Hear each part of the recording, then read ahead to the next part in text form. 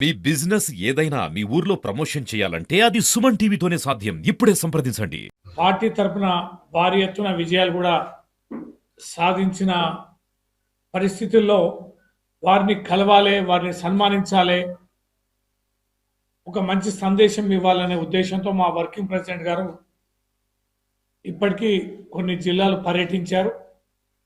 ఆ సర్పంచ్ల సన్మాన కార్యక్రమంలో అనేక విషయాలు కూడా మాట్లాడారు. దాంట్లో భాగంగా ఈ నెల 27వ తారీఖు నాడు ఉదయం 10 గంటలకి టిఎస్ఆర్ గార్డెన్లో ఈ సన్మాన కార్యక్రమం అనేది ఉంది. ఆ రోజు జిల్లాలో గెలిచిన సర్పంచులందరూ, అలాగే ఉప సర్పంచులు, వార్డు మెంబర్లు, అలాగే సర్పంచులుగా పోటీ చేసిన వారు, పోటీ చేసి ఓడిపోయిన వారు కూడా, ఓడిపోయిన వార్డు మెంబర్లు కూడా, సర్పంచ్గా పోటీ చేసి గెలిచిన వారు, ఓడిన వారు, వైస్ చైర్మన్, ఉప సర్పంచులు, గెలిచిన వార్డు మెంబర్లు, ఓడిన వార్డు మెంబర్లు అందరూ కూడా ఈ సందర్భంగా ఆ సమావేశానికి ఆహ్వానం పలుకుతున్నాం.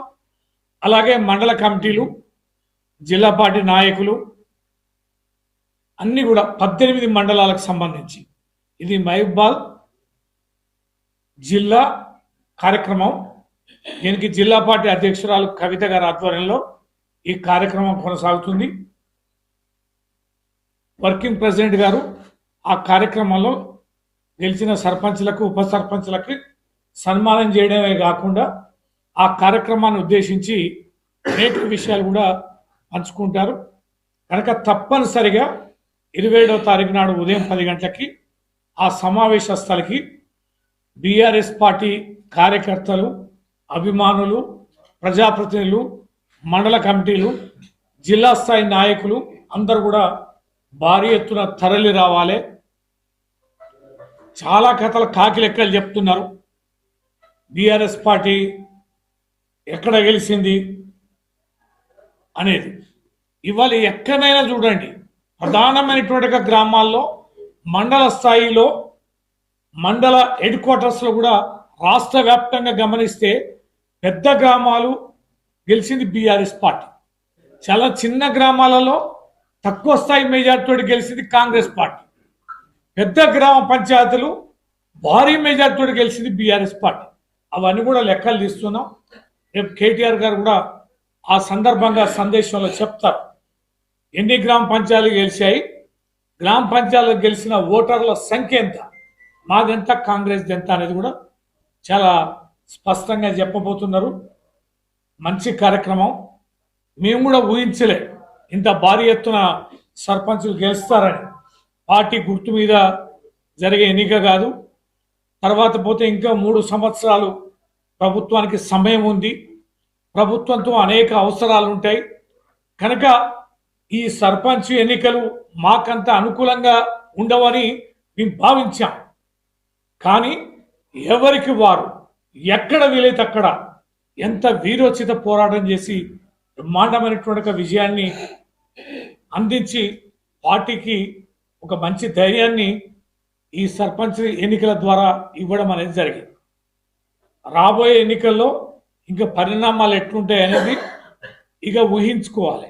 అందుకనే ఆ ఊహల్లో భాగంగానే మొన్న సింగిల్ విండో ఎన్నికల రద్దు అనేది చేశారు. విచిత్రం, వాళ్ళకి ఎక్స్టెన్షన్ ఇచ్చింది వీరే, సింగిల్ విండోలకి, డిసిసిబిలకి. వాళ్ళ టర్మ్ ఇంకా ఫిబ్రవరి దానికి ఉంది. మొన్న రద్దు చేశారు. రద్దు చేసేత మొత్తం నామినేట్ చేస్తారట. సింగిల్ విండో చైర్మన్గా, బ్యాంకు చైర్మన్గా, డైరెక్టర్లుగా నామినేట్ చేస్తారట. ఎంత అసహనంగా అనిపిస్తుంది ముఖ్యమంత్రిలో, ఎంత ఫ్రస్ట్రేషన్. వాళ్ళ మంత్రులు, ఎమ్మెల్యేలను కూర్చోబెట్టుకొని ఎట్లా ఓడిపోతారు, ఇంత భారీ స్థాయిలో ఓటమి ఎట్లా జరుగుతుందని ఇన్నర్గా రివ్యూ చేసుకుంటున్నారు. అవి బయట మీడియా ద్వారా లీకేజీలు వస్తూనే ఉన్నాయి. మేకపోతు గాంభీర్యం మాత్రం విపరీతంగా ప్రదర్శిస్తున్నారు. డైవర్షన్ పాలిటిక్స్ ప్రజలకు అర్థమవుతుంది. వీటిని ఎండగట్టాల్సిన అవసరం ఉంది. ఈ ప్రభుత్వం పైన తీవ్రమైన ఒత్తిడి తీసుకురావాల్సిన అవసరం ఉంది. ఈ ఒత్తిడి తీసుకురావడానికి మా గెలిచిన సర్పంచ్లు కానీ, లేదా రాబోయే ఎన్నికల్లో మరింత బలాన్ని చేకూర్చుకోవడం కోసం, పార్టీని మరింత బలోపేతం చేయడం కోసం మహబూబాద్ జిల్లా నాయకత్వాన్ని కూడా ఒక తాటిపైకి తీసుకొచ్చి మరింతగా ముందుకు తీసుకెళ్లడం కోసం రాబోతున్న కేటీఆర్ గారికి బ్రహ్మాండంగా స్వాగతం చెప్తూ ఏర్పాట్లు చేస్తున్నాం. ఆ ఏర్పాట్లకు సంబంధించి కూడా బాధ్యతలు కమిటీలు కూడా పూర్తి స్థాయిలో వేసుకుంటున్నాం. దీన్ని పెద్ద ఎత్తున భాగస్వామ్యమై జయప్రదం చేయాల్సిందిగా ఈ సందర్భంగా కోరుతున్నాం. మీ ముందే పెట్టారు. ఎల్లుండి 27వ తారీఖు పొద్దున 10 గంటలకు పిఎస్ఆర్ కన్వెన్షన్ లో మహబూబాద్ జిల్లా వ్యాప్తంగా 18 మండలాల్లో గెలిచిన సర్పంచ్లు, ఉప సర్పంచ్లు, పోటీ చేసిన ప్రతి ఒక్క అభ్యర్థి కూడా మొన్నటి 3 దఫాలుగా 3 ఫేజ్లలో అయిన ఎలక్షన్స్ లో ఎవరైతే ఆ పోటీ చేసిన అభ్యర్థులందరూ కూడా ఆత్మీయ సమ్మేళనంగా ఏర్పాటు చేసుకొని దాంతో పాటు గెలిచిన అభ్యర్థిని కూడా సన్మానం చేసుకొని కార్యక్రమంలో భాగంగా ఇవాళ కేటీఆర్ గారు రాష్ట్ర వ్యాప్తంగా పలు జిల్లాల్లో పర్యటించిన విషయం మీ అందరూ తెలిస్తే, అందులో భాగంగానే మేము అడగగానే వారు వెంటనే మహబూబాద్కి వస్తా అని చెప్తున్నందుకు నిజంగా చాలా సంతోషిస్తున్నాం.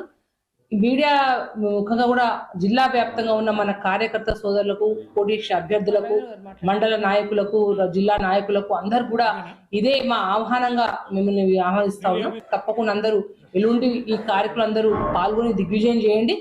ఎందుకంటే పోయిన 10 ఏళ్లలో బీఆర్ఎస్ గవర్నమెంట్ ఉన్నప్పుడు గమనిస్తే ఏంటంటే ఎక్కడైనా ఒక చిన్న వార్డు మెంబర్ కూడా గెలవాలన్నా కూడా కాంగ్రెస్ పార్టీకి, లేకపోతే ఎక్కడైనా సొసైటీ డైరెక్టర్ గెలవాలన్నా నామరూపాలు లేకుంటుండే కాంగ్రెస్ పార్టీ. కానీ ఇవాళ కాంగ్రెస్ ప్రభుత్వం వచ్చి 2 సంవత్సరాలు అయిన వెంటనే ఇవాళ జిల్లాలో దాదాపుగా మేము 143 మంది సర్పంచులు, కొన్ని చోట్ల సర్పంచ్ అభ్యర్థులు, ఉప సర్పంచులు దాదాపు ఒక 130 మంది పైన కూడా అందరూ గెలిచి ఇవాళ మా బీఆర్ఎస్ పార్టీ సింబల్ కార్ గుర్తు లేకున్నా వారికి వచ్చిన వ్యక్తిగత సింబల్ మీద పోటీ చేసి గెలిచిందంటే ఇవాళ గ్రామాల్లో క్షేత్రస్థాయిలో కాంగ్రెస్ పార్టీ మీద ఎంత వ్యతిరేకత మూట కట్టుకుందో మనందరికీ ఈ సర్పంచ్ ఎలక్షన్ ఉదాహరణ ఉంది. ఎందుకంటే రాను ఇంకా అదే మన కేసీఆర్ కార్ సింబల్ విధంగా ఉంటే ఏ విధంగా ప్రపంచం ఉండబోతుందో రాను రోజులు మీరు చూస్తారు.